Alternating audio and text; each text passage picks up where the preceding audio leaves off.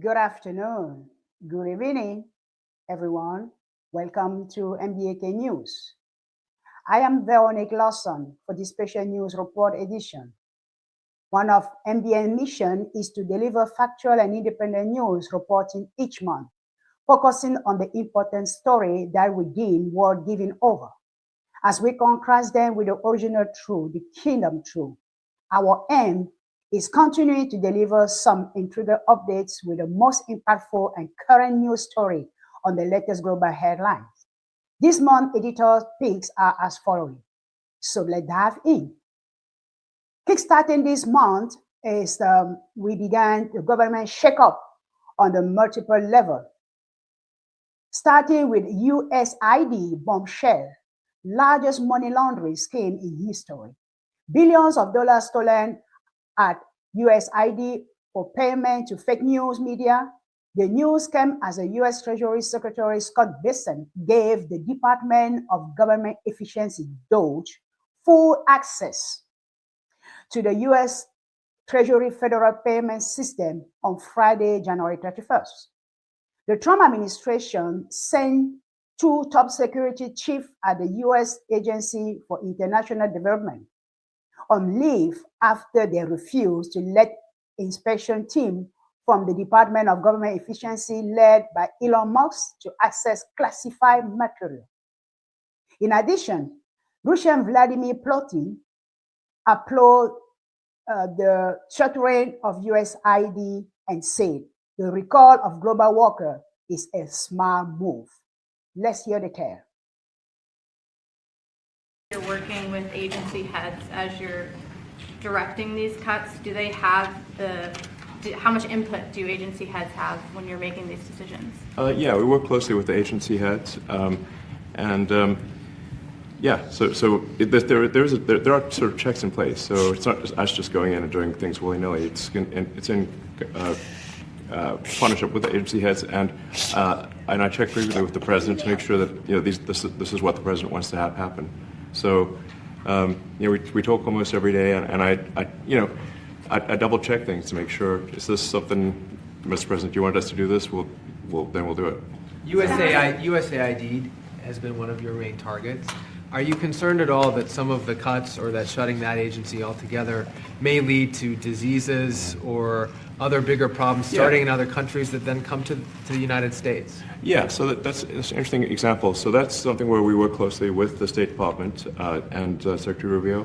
And we have, for example, turned on funding for Ebola prevention and for HIV prevention. You left that, you said? Yes, correct. And we are moving fast, so we will make mistakes, but we'll also fix the mistakes very quickly. So, do you see it as a worthy cause, USAID? I think that there are some worthy things, but overall, if you say what was the bang for the buck, I would say it was not very good. And there was far too much of what USAID was doing was influencing elections in ways that I think were dubious and do not stand the light of day. Well, that's what is happening right now in the U.S. government. On the other hand, President Trump signed numerous executive orders and invoking the International Emergency Economic Power Act that justified the tariff. He said Americans could feel some pain from the emerging trade war triggered by tariff against Canada, Mexico, and China, but it will be worth the price that we must pay. Equated by Homeland Security, Christine Noem said, if prices go up, it is because of other people's reaction to America's laws on MBNC Meet the Press. Similarly, after imposing tariff on Canada, escalate tension, President Trump repeatedly called Canada the 51st state, claiming that the U.S. paid hundreds of billions of dollars to subsidize Canada, simply referring to the trade deficit. Trump said, without this massive subsidy, Canada ceased to exist as a viable country. Therefore, Canada should become our cherished 51st state. According to the U.S. Census Bureau, the 2024 trade deficit is, if good, with Canada stand at 55 billion. Tough Trump tariffs are response to what claims a failure by Canada, Mexico, and China to curb the flow of undocumented migrants and illegal drugs, including fentanyl, into the US soil. That's another bombshell. As February began, President Trump's $10 billion lawsuit against CBS, the network has been compelled to provide a transcript of an interview with former US Vice President Kamala Harris, conducted prior to the election. The Federal Communication Commission, FCC, is set to receive the full unedited transcript and camera feeds of Harris' interview, which was conducted last October ahead of the presidential election. State Paramount on CBS News. Let's watch the tape. Two sentences together. How about 60 Minutes? Was that the greatest? You know, we're probably going to sue him just for the hell of it. She gave an answer that was so bad that they changed it. They changed it. Now they are trying to re-edit it, that transcript, but no way it's gonna take place. Anyhow, let's move on. Next, on February 7, 2025, a Cessna plane with 10 people on board disappeared during a flight in Alaska. According to local and state officials, the search for the plane comes as U.S. Air Safety Investigation continues to probe two deadly incidents in recent weeks, including the mid-air collision between an Army helicopter and a passenger jet near Washington, D.C., killing 67 people on board, and the crash of a medevac jet in Philadelphia that killed 7 people. Essentially, President Trump made history as the first sitting U.S. president to attend a Super Bowl in the event's 59 years of history. Of course, this did not go unnoticed as Kendrick Lamar's halftime show with his political commentary through his performance was loud and powerful, as well entertaining millions of people across the country as he signaled the revolution but to be televised. You pick up the right guy, the right time, but the wrong guy, calling out President Trump, who was in attendance as first idol of the working class. Please turn attention to the tape. Halftime performance was not about Drake. It was about us, the United States of America, in this moment in American history. That's why he started with squabble up, because that's what we got to do. We have to fight back in order to survive. Kendrick Lamar, the embodiment of swift artistry and Gemini genius, and the first solo rapper to headline a Super Bowl, delivered a performance rich with symbolism, some of which may have been missed on first watch, but I promise you it's going to be discussed by cultural critics for decades to come as one of the first bold protests of the Trump era. And I'm going to tell you right here, baby, I'm so glad that Donald Trump was there to see the blackest halftime performance of all time. He had Samuel L. Jackson as Uncle Sam, dancers dressed in red, white, and blue prison uniforms, creating patterns that resembled and gave us an American flag, symbolizing both patriotism and critique of all the issues in this country regarding equality and the battle for it. The performers in prison uniforms, really was my favorite part. Just think about it. Where America's society wants to relegate us, wants to put us, prison, wage slavery, mere entertainment. And at a time when Black excellence is under attack, facing false equivalencies and the misguided relevance of the anti-DEI movement, Kendrick Lamar's choreography and visuals underscored a bigger point. The repetition of the flag reinforces both a celebration of who we are, our American identity, and also an indictment of the contradictions that identity holds for all of us, not just Black people, not just all of us. 40 acres in the mule, this is bigger than the music. All the promises of America, including in Reconstruction, 40 acres and a mule to anybody who had been enslaved, are constantly being reneged. And yet African Americans are playing the game of American succeeding. And it is not just for white America, but all of America. The symbolism of both this game and the prison. We've locked ourselves into this game. We put ourselves in a win-lose state, and we could all lose because we could have started, but we chose to be divided. This whole performance is Kendrick Lamar playing a video game. And right here we have the X, the square, the circle, and the triangle, which is the 4 buttons and a PlayStation control remote. And it starts off with him selecting the square. Then Uncle Sam tells everybody that this is the great American game. Obviously, Uncle Sam is a symbol of American power structure, and this is alluding to the fact that America is like a game, and some of us are winners and losers, some of us rig the system, some of us cheat, but at the end of the day, we're all in this American game. Indeed, at the end of the day, we are all not only an American game, but I think that is worldwide. Because as a poet said, that the world is this whole stage and we are merely just a play at it. Furthermore, this month saw latest confirmation of President Trump cabinet nominees despite Senate resistance.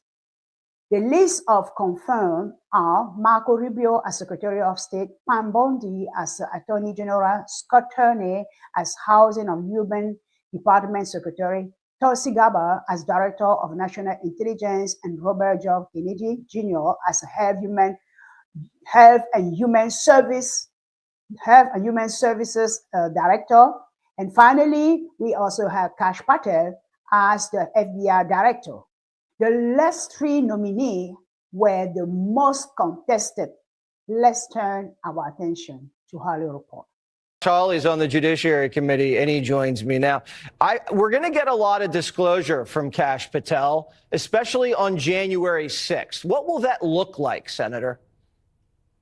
Well, number one, it'll look like a change, Jesse, because what we've gotten for the last 4 years is nothing but stonewalling. It's nothing but lies, frankly, from the FBI director when he's come before Congress.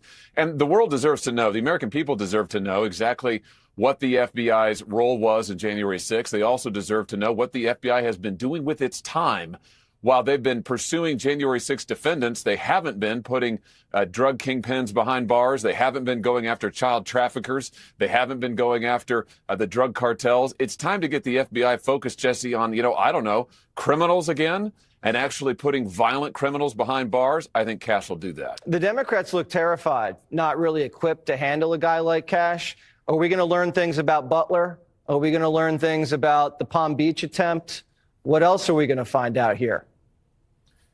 You know, something that he told me, Jesse, he pledged to me that he would open the books on what you just said. He would open the books on the assassination attempts. He would open the books on the FBI's lying to the FISA court, for example, when they went and lied to get wiretaps on the President Trump the first time around. He would open the books on all of their corruption. So you better believe the Democrats are worried because they've been cheering this on for the last 4 years. They talk about enemies lists and political persecution. The FBI has been their personal plaything, at least FBI headquarters has been for the last 4 years, and they're scared to death that Patel will end it. They're not worried that he will actually persecute political opponents. They're worried he's going to stop the FBI doing that because that's what they've been doing the last 4 years. So it looks like he'll be confirmed. Tell me about Tulsi and RFK Jr. What are your colleagues on the Republican side thinking here? Well, I hope that they're listening carefully to what both nominees said. I got to talk to RFK today under oath at the hearing. I thought he did spectacularly. He was honest. He was direct. He was forthright. As for Tulsi Gabbard, here's her real sin, Jesse, in the eyes of so many of the Washington establishment of both parties. Her sin is she challenged the surveillance state. She told the truth about the government spying on Americans, about the abuses of FISA. She went out there and was honest about it. And for that, she is getting absolutely roasted and persecuted. That's the real issue here. And I hope that Republicans will look at both of these individuals and say, these are truth tellers. These are people who are going to disrupt the status quo, and they're going to get their agencies, the government, back to serving the American people and telling us the truth. Wouldn't that be a refreshing change? Do your Republican colleagues understand what's going to happen if they vote down Tulsi?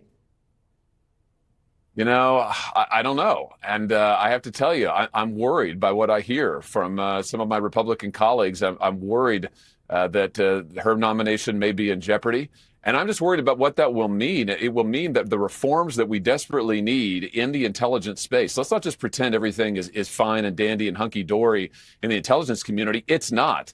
Besides the fact that they have missed major issues. I mean, and besides the fact they misled us on COVID, for example, for so long, we need reform to stop the abuse of things like FISA Section 702, stop spying on Americans. I hope Tulsi gets confirmed because we need that kind of reform.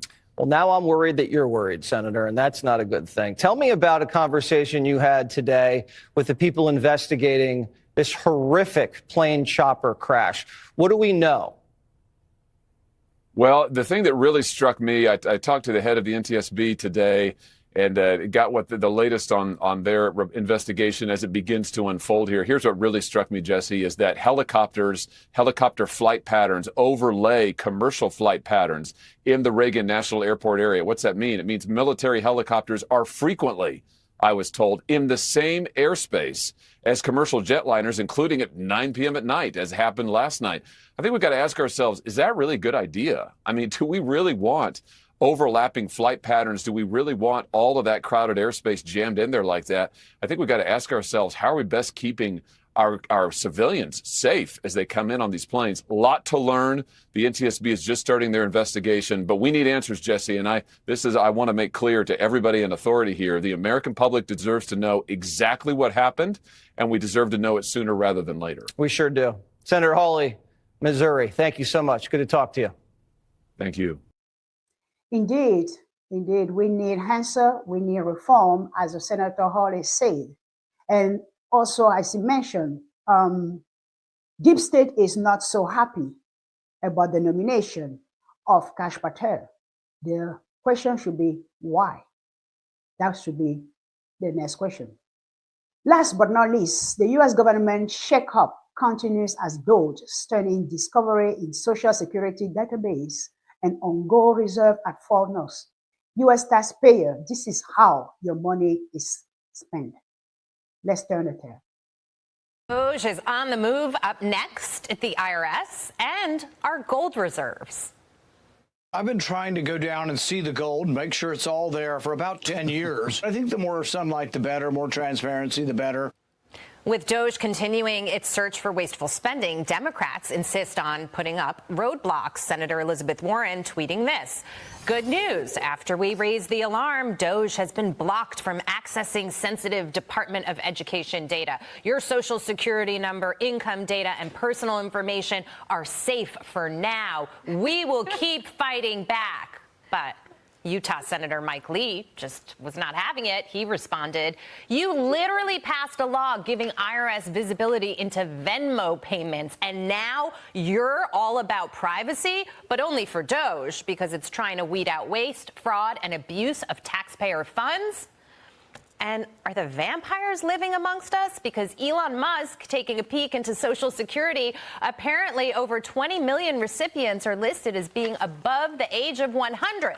With one being listed between the ages of 360 and 369 years old. I would like to eat what that person is eating. Now, a judge is ordering an extension on the temporary block of Musk's access to the Government Efficiency Department. I guess musician Sheryl Crow would be happy with all of these roadblocks because the Grammy winner, she sold her Tesla. She donated the money to NPR in protest of Elon Musk. I'm sure that's the best use of her money. Welcome to the second hour of the Big Money Show. I'm Jackie DeAngelis, and I'm joined by my co-hosts Taylor Riggs, Dagan McDowell, Jeff Flock, in for Brian Brenberg, and O'Leary Ventures Chairman Kevin O'Leary is sticking around for another jam-packed hour. We're going to begin on Capitol Hill with the latest DOGE moves. Hillary Vaughn has them for us. Hi, Hillary. Hi, Jackie. Well, there is a concern that DOGE is getting access to sensitive information at the IRS, but this is something that people at the IRS have access to every single day to do their job. So the people who are protesting are really mad that DOGE is the one who's getting to look under the hood. The White House has insisted that anyone viewing anything sensitive or classified or private has the clearance and appropriate approval to do so. A White House official says that direct access to what's called the Integrated Data retrieval system, which includes visual access to taxpayer accounts, is needed to audit the IRS, something the IRS workers do every day to Americans. The IRS is also not immune from downsizing. AP reports they will lay off thousands of IRS workers who have been in the probation period of their employment, with cuts happening as soon as next week. People work very hard to pay their taxes every single day. They're hurting. They see wasteful government spending. We need to have government in the sunshine. We need to have spending in the sunshine. In addition to finding fraud, Doge is discovering lost taxpayer cash. Doge helping the Department of Housing and Urban Development relocate $1.9 billion that had gone missing under Biden. That's nearly $2 billion that they say the Treasury can now use for other things. Doge has also been digging into Social Security. Elon Musk estimating there are about 60 million more Social Security numbers issued than there are Americans, saying, quote, there are far more eligible Social Security numbers than there are citizens in the USA. This might be the biggest fraud in history, but Democrats say Doge is exaggerating all this fraud they're finding. These are by and large performative theatric measures. They'll pick these one-off cases and they'll say this is broad policy. This is what an entire department or agency does or represents, and it's just not true. Musk also found that there's over 4 million people in the Social Security database who have an age over 140 years old. The oldest person alive right now in the world is 116 years old. So this is either a smoking gun for fraud, or, as Elon Musk joked, vampires could be real. Jackie? They just might be. Hillary Vaughn, thank you so much. Meantime, there's more money set to come back to taxpayers across this country. But how soon until the left starts screaming about the D.C. housing market and unemployment numbers that are spiking? The median home value dropped 20% since November, and unemployment in D.C. for the week ending February 8th. The jobless filings were up 36% from the week prior. One more thing I thought was really interesting. The Kobayashi letter says 8,000 homes were listed for sale in Washington, D.C. and the metro area. Almost half of them have been put on the market in the last 30 days alone. So while the Democrats are melting down and they can keep crying and cursing and holding rallies, but as Charles Payne said in the previous hour, they're not listening.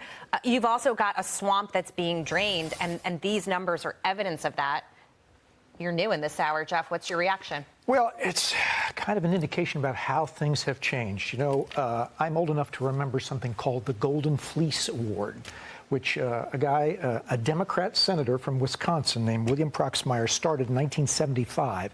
And each month he would give an award to a government agency that was wasting our money. Mm-hmm. This went on for years. It was the Democrats that were doing this. And now I guess it's a couple of generations later, right? Now it's the Republicans that are taking the lead on it. And, I think arguably our government could have used a little bit of a shakeup. I don't know. You don't want to shake it too hard, but a shakeup. Yeah. Oh, you do. Oh, I know. Dagan wants to. Yes. I want to, Kevin, shake it until it doesn't feel good. I remember the Fleece Awards. However, they didn't have social media in those days. Right. And so the message didn't get out as quickly as it's getting now, because it was always at the bottom of the story of the day. I remember that award. Yeah. But this is good stuff going on. I don't know why anybody would think it isn't. And it hasn't ever been done. And I think it's a wonderful idea that this money stays in the economy instead of being wasted, because it would make the whole country more productive. And that's really why everybody, I would bet you 7 out of 10 people on the street like what's going on this cost-cutting stuff. And every day it's getting more interesting, because they read the crazy stories. And they say, that's my money. I have $68,000 average salary, and I'm watching this. This is working. It's really interesting to watch it work. In honor of Kevin O'Leary, because I know he's all about permitting reform, I think, Jackie, for me, Doge goes a little bit step deeper. I think I love cutting the waste, fraud, and abuse, cutting the money, slashing jobs. But I think the next layer is going to have to be government working around red tape, because we all remember, and this is from the New York Times this morning, where they say passing a law is all great, but then you have companies are involved, agencies, you're applying for permits. How do you meet regulatory standards for construction, blah, blah, blah. It could be months or years before actual building of, let's say, a home or a new factory can actually start. You guys all remember, more than 2 years after Congress enacted the $5 billion EV charging stations, there's just two, Ohio and New York, that have actually opened any. And in 3 years, only dozens have actually opened. That's well below the hundreds that they promised us. So I love DOGE and the cost cutting, but I also eventually want to see how do we deal with the red tape, keeping things safe with the permitting, but cutting the crap that takes years and years to go through to get anything done. That $5 billion program specifically ran through the Department of Transportation, called the NEVI program. Only about less than $700 million was sent out to the states. Sean Duffy sent out a memo saying we're putting a stop to this, so no more money goes out, and that any approvals that the states had submitted to the Department of Transportation, he has put the kibosh on them and said whatever approvals you submitted, we're putting pause on that. But you will hear, for example, Senator Tim Kaine talking about this is a war on veterans and the VA is slashing jobs. Be very careful, because the caterwauling and the shrieking, particularly by lawmakers who live in the kind of greater D.C. area, Charlie Hertz said this Friday, they're very concerned about those constituents losing their lunch money, so to speak, because 1,000 jobs, probationary jobs, were eliminated last week at the VA. That is 0.2% of the VA's 450,000 people who work there. And it is only 2% of the total probationary number of employees. This every bureaucrat is sacred is absolute hog manure. And that is how we got into this situation that we're in now, where we have government so bloated and dysfunctional that it's just a complete waste of not only time, but our hard-earned money. Absolutely. And I really think that people, we've said this time and time again, they voted for this. But the thing is, how do you keep it going? How do we ensure that after Donald Trump, even if he wins the court battles and even if Elon Musk is successful in what he's doing, that this becomes, a lasting part of American culture, I would call it. I was thinking about that very thing. How do you make it function? How do you make it function after you right-size it? I think it goes into the DNA of the electorate. And so they ask each party every time there's an election cycle, whether it be midterm or, presidential election, what are you going to do for me on DOGE? What are you going to do for me to keep cutting? What are you going to show me that you stay productive? How are you going to make it even better? Because there's always fat on the chicken. There's always fat. And you can keep cutting all the time. I think it's a productivity tool that comes into the electorate forever. It's a very cool thing that's going on here.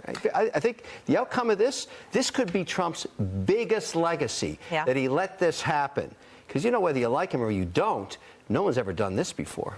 And I just, to insert and be a skunk at the garden party here, say that you got to do it carefully. I think scalpel, not machete, for a lot of this is important, because if you screw it up somehow and something does go wrong, like they fired some guys at the agency that controls the nuclear stockpile. They realized, well, wait a minute, that we better not do that, and they brought them back. Do it carefully so that it's successful and it doesn't screw something up that jeopardizes the agenda going. Probationary employees, because probationary employees don't have the civil service protections at this point. Right. So it's probationary employees, it's last hired, first fired, which these civil service protections essentially force anybody who wants to cut the chicken fat to do. And as Jackie Heinrich pointed out, HHS let 3,600 probationary employees go last week, but 4,000 were retained in areas like science and research. That's what I'm saying. Just, get it right. I just go back to Elon Musk in the Oval Office from last week when he talked about, listen, we are going to make mistakes. We're being transparent about it. We have checks and balances internally where, the president's overseeing what they're doing and they're watching each other as well. And I appreciated that because it was honest. It was like, we're humans. Yes. We're trying to do something here. It's never been done before. We will mess up, but we'll be honest about it and we'll fix it. That's great. And I do believe that as a human being, we are prone to make mistakes. And it's something that we need to do for the betterment, not only of American people or the taxpayer in America, but worldwide. This is going to have a domino effect into the war. Hey everyone, and welcome back to MBN News. We are diving into some intriguing global headlines. So, let's jump right into the next news story. Remember, it's important to stay informed and engaged in global affairs. So, let's stay connected and keep each other in the loop about what's happening around the world. Again, don't forget to hit like if you enjoyed this video and subscribe for more intriguing content coming up next. Welcome back. Please, let's turn our attention now to the European, Middle East, and Asian news with our local correspondent, Victoria. This is Victoria Suba, your correspondent for Europe and Asia. Let us begin with the news. On the Munich Security Conference, Europe was caught off guard by US announcements concerning the war in the Ukraine. Could this mean the death of NATO? Let us hear more. European leaders were left caught off guard by the recent actions of the Trump administration concerning the ongoing war in Ukraine and European defence. They're set to meet in Paris to address the uncertainty and find a solution to their growing concerns about being pushed out of the peace process. The message from Munich is clear. Europe is not nice to have, Europe is a must-have. President Macron is preparing for a European leaders meeting for an emergency summit tomorrow in Paris. We Europeans need a plan for peace on our continent. The US announced they will meet with Russian officials in Saudi Arabia in the coming days to start talks aimed at ending the war in Ukraine. However, Ukrainian President Volodymyr Zelensky said Ukraine wasn't invited to the talks, with fears growing of jeopardized Ukrainian sovereignty and weakened European security. Following on that meeting that they have prepared for in Paris, our next news concerns the British Prime Minister. British Prime Minister Keir Starmer has called on the US to provide a backstop to deter Russia from attacking Ukraine again after meeting with European leaders for emergency talks on the war. Speaking to reporters in Paris, Starmer said Britain and Europe are facing a generational challenge when it comes to national security, and they need to step up with increased spending and military support. The Prime Minister said he will be prepared to put a peacekeeping force into Ukraine if there is a deal to end the war with Russia. Let us see some more. Forces it once had, but it's still pretty good at the ceremonial stuff. This may have been a last-minute summons to Paris, but the Elysee Palace was ready. Keir Starmer walked around from the British embassy next door, an offer of British troops for a Ukraine peacekeeping force in his pocket. A strategic turning point for the continent, he calls this. Whether that's remotely practical if the Americans are not participating or at least guaranteeing such a force is doubtful. And certainly by the time Germany's Olaf Scholz arrived, his officials were pouring cold water on the idea. Such are the problems President Macron will have producing a united European position. He spoke to President Trump before the meeting started. Now he needs the continent to respond with one voice.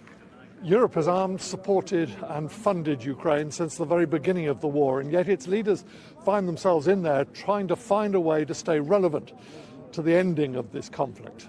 That's how much Trump has turned the normal rules of diplomacy on their head. The talks went on an hour and a half longer than scheduled, with growing acceptance of how much more Europe needs to do. But there's still a reliance on a US commitment that under Trump may just not be there.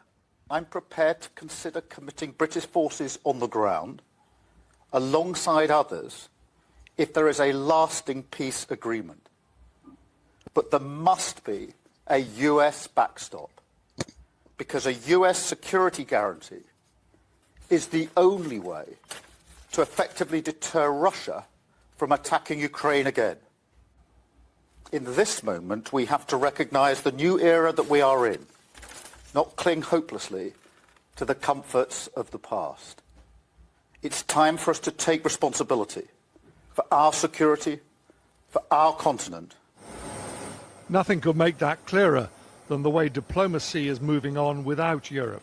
As the leaders spoke in Paris, US Secretary of State Marco Rubio was in Saudi Arabia ready for face-to-face talks with the Russians tomorrow. The man he'll meet, Putin's foreign minister, delighting in the fact that he has a seat at the table and Europe doesn't. The European philosophy hasn't gone anywhere, he said, so I don't know what they should do at the negotiating table. Why should we invite them at all? Ukraine's Volodymyr Zelensky is also in the Middle East visiting the United Arab Emirates. But is he invited to the Saudi talks tomorrow? No. Any negotiations about Ukraine, without Ukraine, will have no result, he promised. The leaders headed back to their capitals this evening, many without saying anything. Even President Macron, normally so keen to hail progress and his role in achieving it, is keeping silent for now. It doesn't suggest that this has been the breakthrough moment he may have been hoping for. Thank you. Let us now move on to Rome.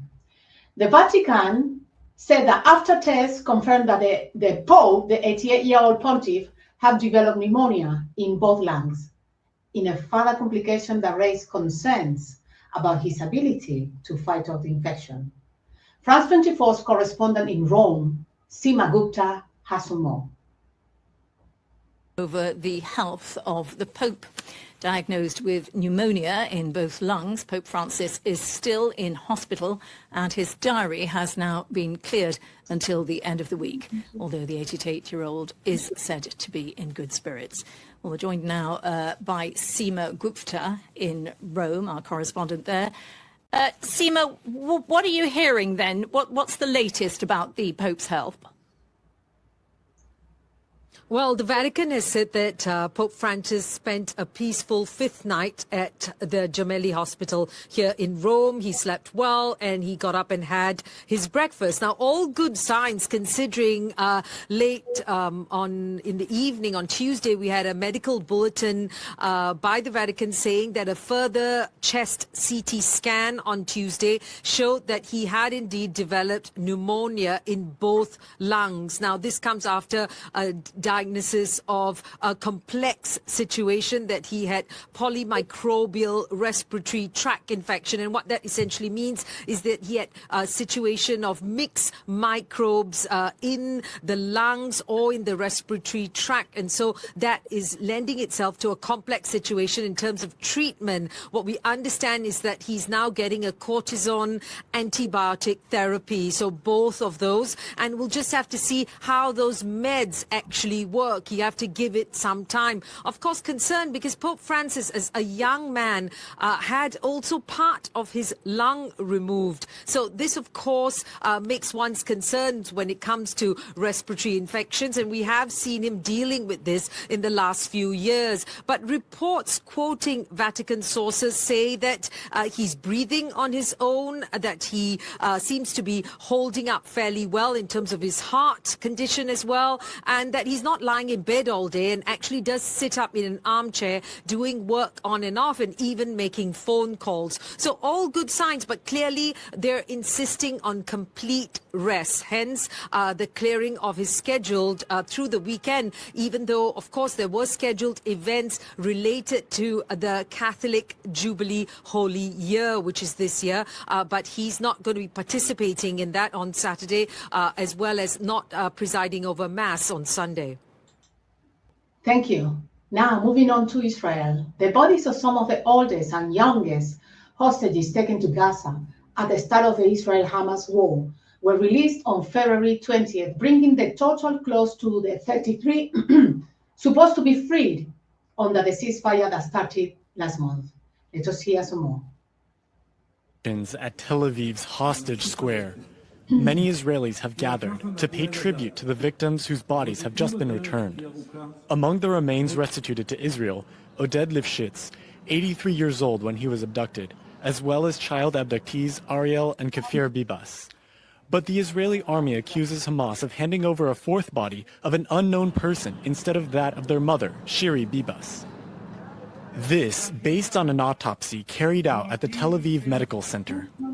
Feels like this is our reality, but this is not real life. No one should experience this. Ariel and Fear are not my family, but in a way they are. And like, why do we have to go through this crazy reality and the world just keeps being silent? The Israeli army denounces a violation of the ceasefire deal and claims that Ariel and Kafir Bibas were killed in captivity by Hamas, which says they died in Israeli bombings. Every home in Israel bows its head today. We all ache with pain that is mixed with rage. We are all enraged at the monsters of Hamas. This Saturday, Hamas must release 6 living hostages in exchange for Palestinian prisoners. Now, we're moving out onto Asia. And we'll begin with commercial planes flying across the Tasman Sea that have been forced to divert around the airspace above 3 Chinese warships after they warned they were conducting live fire exercises. Australian Foreign Minister has already raised concerns ahead of a meeting with her Chinese counterpart. Let us hear some more. Commercial planes flying across the Tasman Sea have been forced to divert around the airspace above 3 Chinese warships after they warned that they were conducting live fire exercises. The Foreign Minister has already raised concerns ahead of a meeting with her Chinese counterpart today. Sarah Navin joins me now with more on this story. So, Sarah, what have we heard from Defence? Sandra, the Australian Defence Force was notified between 9:30 a.m. and 2 p.m. today that Chinese warships intended to conduct a live firing activity 640 kilometres east of Eden on the state's south coast. As a result, an airspace protection zone was established of 18 kilometres and up to 45,000 feet, issuing advice direct to pilots. Up to 3 aircraft chose to divert as a result of these warnings. Defence says it has no indication of any surface-to-air firing, however says changes to formation were consistent with a live fire, meaning how the ships were moving. The actions of the Chinese warships are in accordance with international law, which requires advising intent to live fire and to monitor the airspace to ensure no other users are placed at risk. Here's what Foreign Minister Penny Wong had to say a short time ago. We do have concerns about the transparency associated with this and the notice, and I certainly will be having a discussion with Foreign Minister Wong about that. Naval and Air Force assets have been deployed from Australia and New Zealand to monitor the 3 ships, a frigate, cruiser and replenishment vessel. They were detected just 150 nautical miles off the coast of Sydney yesterday, but are now 340 nautical miles southeast of Sydney in international waters. The Defence Force is keeping close watch on the vessel's every move and safety measures around them, but they say this action caused significant disruption. Sandra. All right, Sarah, thank you. Now, hundreds of Chinese workers started to arrive home on Thursday after being freed from online scam centers in Myanmar as authorities crack down on the cyber fraud industry. The cyber fraud industry along Myanmar's border with Thailand has led to the rescue of around 10,000 workers.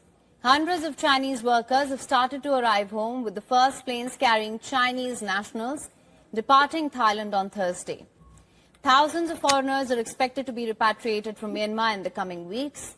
The compounds are run by criminal gangs and staffed by foreigners, many of whom say they were trafficked and forced to swindle people around the world in protracted internet schemes.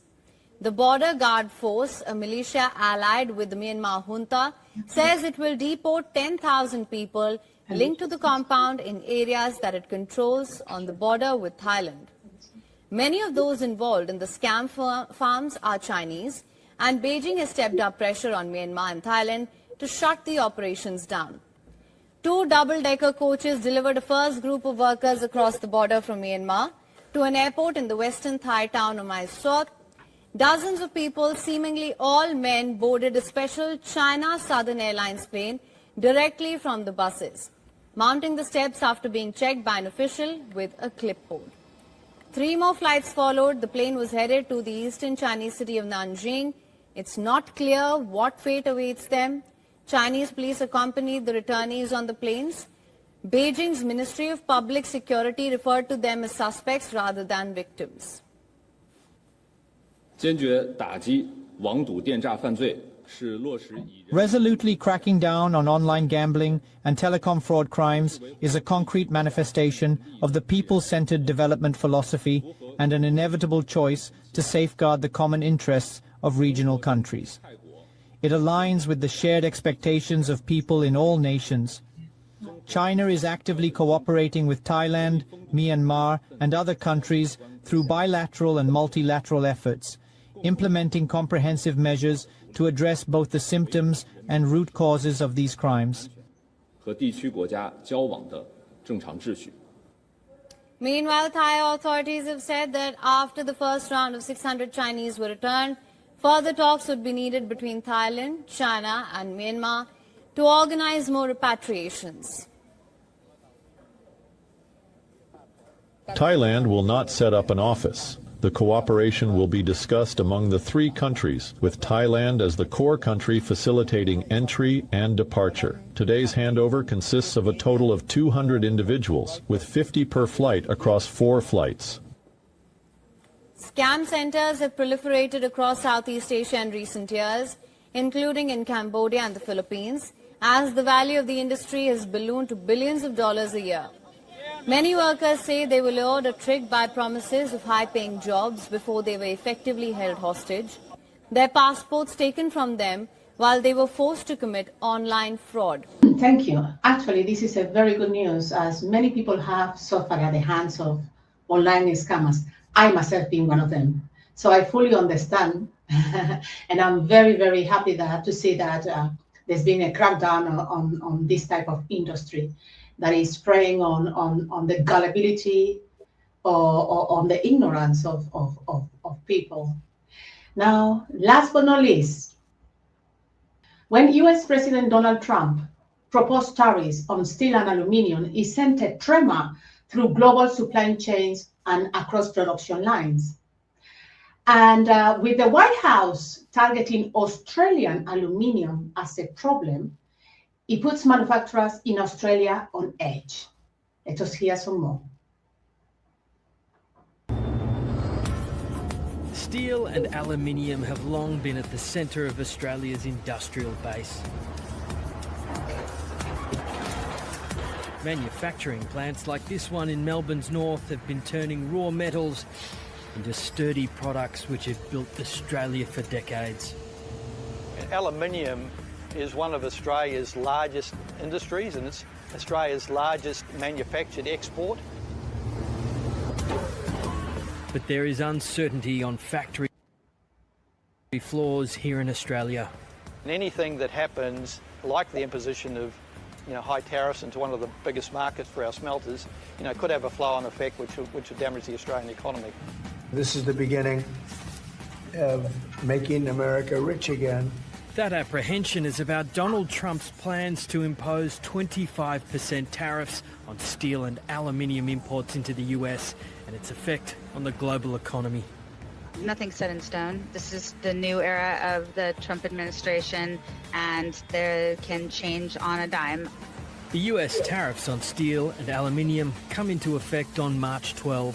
From the perspective of the US aluminium industry, it's clearly a significant benefit for them. However, from the perspective of American consumers, final consumers, but also final manufacturers, they will end up paying a higher price, and therefore it's negative for their margins.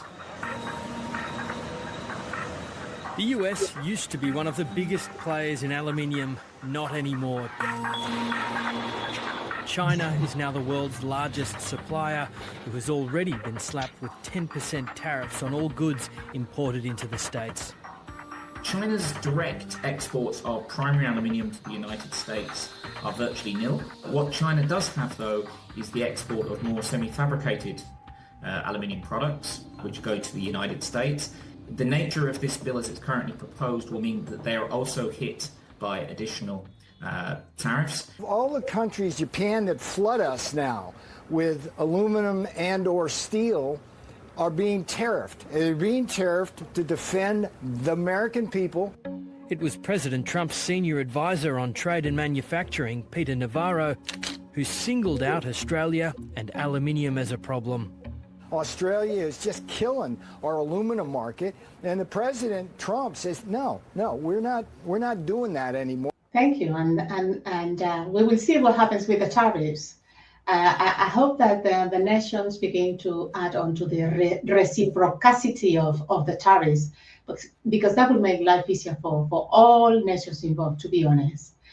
Anyway, this is it. This is it for me, and thank you very much. Over to you, Veronique.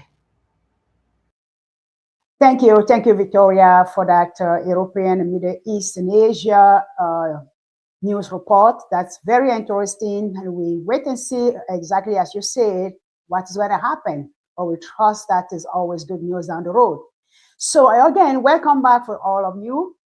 We stayed up to date with the latest development on health. We are going actually now to turn our attention to the report after Robert Kennedy was actually sworn in as the nominee of Health and National Director. Why the pharmaceutical company didn't want him to be nominated? Let's hear the tale from the Health. Kennedy Jr. is now head of the HHS, or Health and Human Services Agency. He will now be responsible for and oversee 13 divisions and agencies, which include the U.S. Food and Drug Administration, or the FDA, the Center for Disease Control and Prevention, the CDC, and the National Institutes of Health. Now, as he takes over this crucial role, expect a flurry of actions, much like what we have seen from Doge and Donald Trump. Well, let's talk about day one priorities. There's going to be a lot of restructuring and staffing changes now that Kennedy is in charge.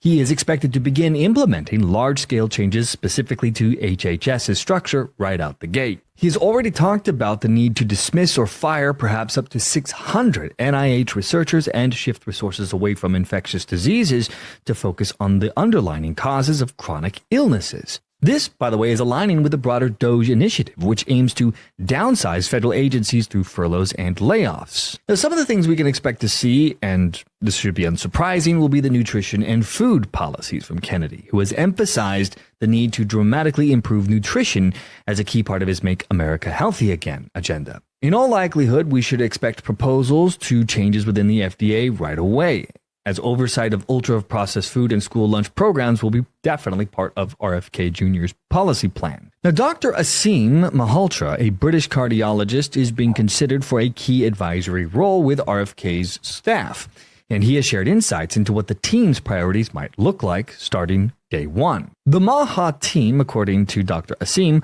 plans to tackle what they perceive as the root causes of many of the health issues that people in America are facing. This includes cancer, obesity, and mental health issues.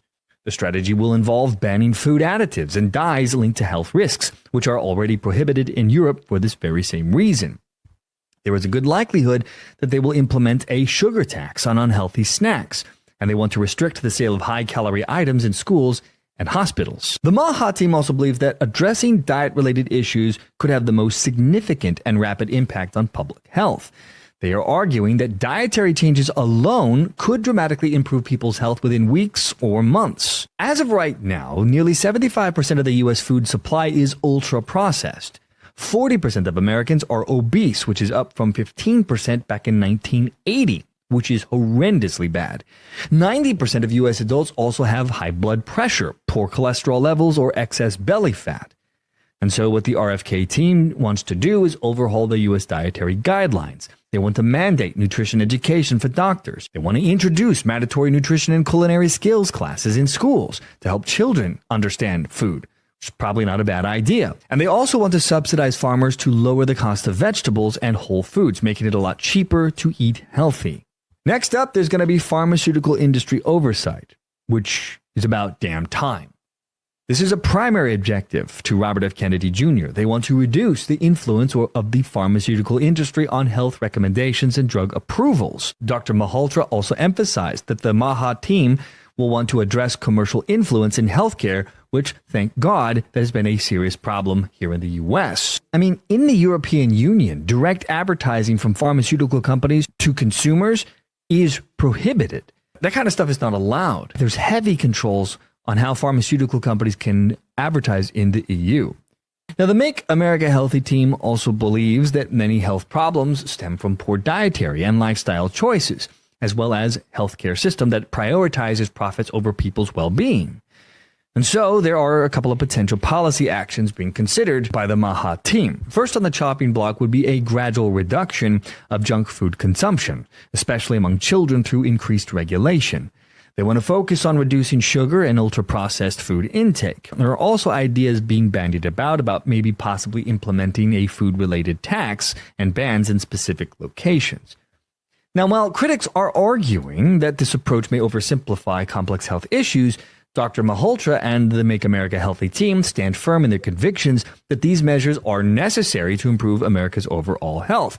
Now, look, maybe that's not everything that'll solve the problem, but people not being morbidly obese, being ridiculously overweight and fat, well, that will definitely help reduce how many comorbidities that people have, which means people will be healthier overall. So why not do that as well as other things to address the healthcare crisis in America? And you know what? Now that RFK Jr., his confirmation is a done deal, no matter what the critics say, RFK and the MAHA team will now have the power to actually begin enforcing this brave new world on the U.S. But it doesn't just stop there. Another cornerstone of the MAHA plan is to reduce pharmaceutical industry influence in general. The MAHA Commission is aiming to increase transparency in health-related decisions and research. They want to mandate open data for all federally funded health research, which is maddening to me that that's not already in place. They want to implement independent evaluation of drug studies without pharmaceutical influence, which seems like a no-duh, why aren't we doing that now? There's also proposals to change the FDA funding to reduce potential conflicts of interest, which again, why would we not have already done that? Now, moving along to vaccine policy for RFK, which a lot of people have concerns about and want to know about. Now, while maintaining that childhood vaccines are safe, because that's the thing you have to say, Dr. Malhotra is suggesting that they might potentially remove vaccine mandates for school attendance. They want to focus on rebuilding trust in the medical establishment system. And one of the ways you're going to do that is get rid of the weird mandates that the government forced on people. There's a reason why the public has lost faith in the healthcare system and in the FDA and other establishments within the government. They lied a lot during the pandemic, so people don't really believe them. And from what I can tell, as part of this, they want to reinvestigate potential links between vaccines and certain disorders. So expect new news coming from that in the future. And then the next step is going to be the healthcare program reform. So while specific details on Medicare and Medicaid reforms have not yet been provided in anywhere that I can find, Dr. Malhotra and the Trump administration has indicated that they have a commitment to protecting Medicare, but there will be potential reorganizations for individuals eligible for both Medicare and Medicaid. You can expect to also see changes to vaccine coverage under Medicare in the future. So to kind of wrap this all up in a nice bow, the MAHA initiative is representing a massive shift in how we approach public health in this country. It's all about focusing on dietary changes. It's all about reducing pharmaceutical industry influence. They want to reevaluate current health policies. And let's be honest, critics are complaining about these changes and worrying about what might be. But considering just how sick, how fat, how morbidly obese our country has become, out of shape in general, I think it stands to reason that we should consider throwing the entire system out and starting from scratch. Clearly, what we've been doing has not been working, but any kind of major changes like this would likely face significant challenges and require substantial legislative support. But that problem might take care of itself. You see, the Trump train is barreling through Washington. It's crushing the media, and the public is fully aware of what is happening. And the more that this continues, the greater the speed and momentum President Trump will gain. Hey everyone, and welcome back to MBN. We are diving into some intriguing global headlines. So, let's jump right into the next news story on the agenda. Remember, it's important to stay informed and engaged in global affairs. So, Let's stay connected and keep each other in the loop about what's happening around the world. Again, don't forget to hit like if you enjoyed this video and subscribe for more intriguing content coming up next.